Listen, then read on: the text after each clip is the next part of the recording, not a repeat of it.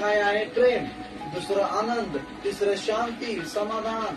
या सगळ्या गोष्टी फळ आहेत. पण फळावून बी काम मागणार नाही. देवाला नुसतं फळच द्यायचे नाही. तर देवाला डायरेक्ट तुमच्यामधून जीवन पाहिजे. मला जीवन पाहिजे. आपल्यामध्ये आहे का जीवन? हालेलुया. काय पाहिजे आपल्यामधून? जीवन आहे का? जीवन काय आहे? प्रभू येशू म्हणला की मी आता पवित्र आत्मा बनवून तुमच्यामध्ये राहण्यासाठी येतो. म्हणजे आता आपल्यामध्ये कोण आलंय? स्वतः प्रभू येशू स्वतः राहायला आलाय. आणि आल्यानंतर आपल्याला हे फळ ऑटोमॅटिक लागतात. काय लागतात? जर ख्रिस्त आपल्यामध्ये आलाय तर फळ बरोबर लागणार. प्रेम आपल्यामध्ये येणारच, आनंद आपल्यामध्ये येणारच, शांती आपल्यामध्ये येणारच. मग ख्रिस्त येऊन बी आजच्या लोकांची परिस्थिती काय झालेली आहे? किती कसे झालेत ते लोक? बगर फळाचे. कसले ख्रिस्ती झालेत ते? बगर फळाचे. बघतो की आपण बगर फळाचे.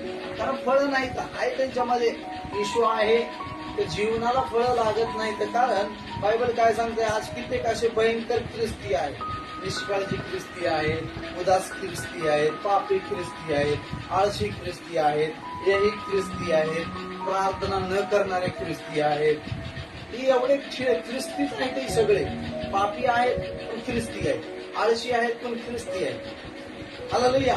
म्हणजे उदास बी असतील, उदास असतील, 12 महिने उदास असतील.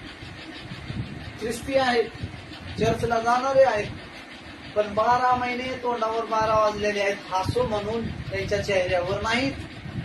उदासीन ख्रिस्ती. म्हणजे बायबल काय सांगते? येशू म्हणतो मी जीवन म्हणून तुमच्यामध्ये आलोय. मी तुमच्यामध्ये पवित्र आत्मा बनून आलोय. मी तुमच्यामध्ये राहण्यासाठी.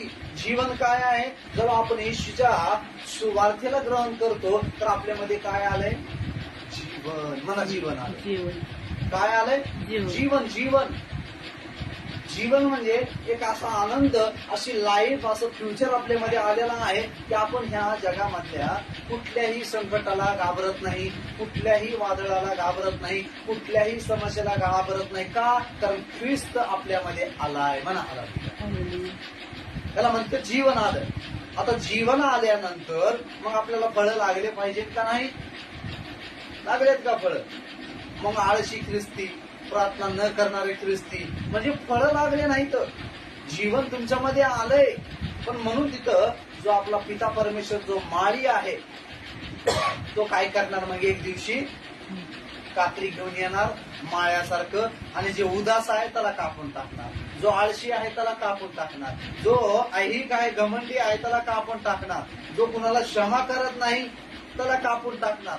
कारण त्या फांदीमध्ये राहून त्या वेलाचा काय, त्या वेलामध्ये राहून फांदीचा काहीच उपयोग नाही. त्या झाडामध्ये, ख्रिस्तामध्ये राहून प्रत्येक रविवारी येऊन त्याचा उपयोगच नाही. कारण हे ख्रिस्ती कसले झालेत? उदास ख्रिस्ती, निष्काळजी ख्रिस्ती. निष्काळजी माहित आहे का? कारण त्याला देवाच्या वचनाहून देणं घेणं नाही, देवाच्या राज्याहून देणं घेणं नाही. आता काही फळं आहेत, आपण फळं बघतो. काही लोक असे आहेत की उपवास करायला चुकत नाही, दान द्यायला चुकत नाही, प्रार्थना करायला चुकत नाही, वचन सुवार्ता सांगायला चुकत नाही, दान धर्म सगळ्या गोष्टी प्रत्येक रविवारी येणार. हालेलुया. पण जीवन नाही त्यांच्यामध्ये. मला जीवन नाही. फळं आहेत. फळं म्हणजे काय? वचनात सांगितलं दान धर्म करा, ते करणार. वचनात सांगितलं शुक्रवारचा उपवास करायचा आहे, करणार. रविवारी जायचं, येणार. हे फळं आहेत. पण फळावून बी देवाला समाधान नाही. देव म्हणते मला फळावून बी देणं घेणं नाही, मला जीवन पाहिजे तुमच्यामध्ये. काय पाहिजे? आणि जीवन कशामध्ये आहे? ख्रिस्तामध्ये जीवन आहे. जर ख्रिस्त आपल्यामध्ये आला तर ऑटोमॅटिक आपल्यामधून जीवन वाहणार. मला जीवन वाहणार. काय वाहणार?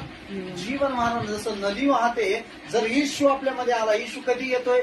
ज्या वेळेस आपण विश्वास ठेवून परमेश्वराच्या सुवार्थेवर विश्वास ठेवतो. सुवार्थ काय? की प्रभू येशू माझ्या पापासाठी मेला आणि जिवंत झाला. हे आपण विश्वास ठेवलो म्हणजे आपल्यामध्ये काय आलेलं आहे? आता जीवन आलंय. म्हणा जीवन आलंय. काय आलंय? जीवन आलंय. मग जीवन आल्यानंतर संकट येईल, जीवन आल्यानंतर दुःख येईल, जीवन आल्यानंतर हाल अपेष्टा होईल, त्रास होईल. पण आपण घाबरणार का?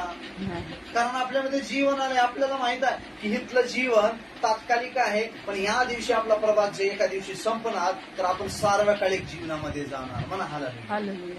म्हणून आपण ते प्रत्येक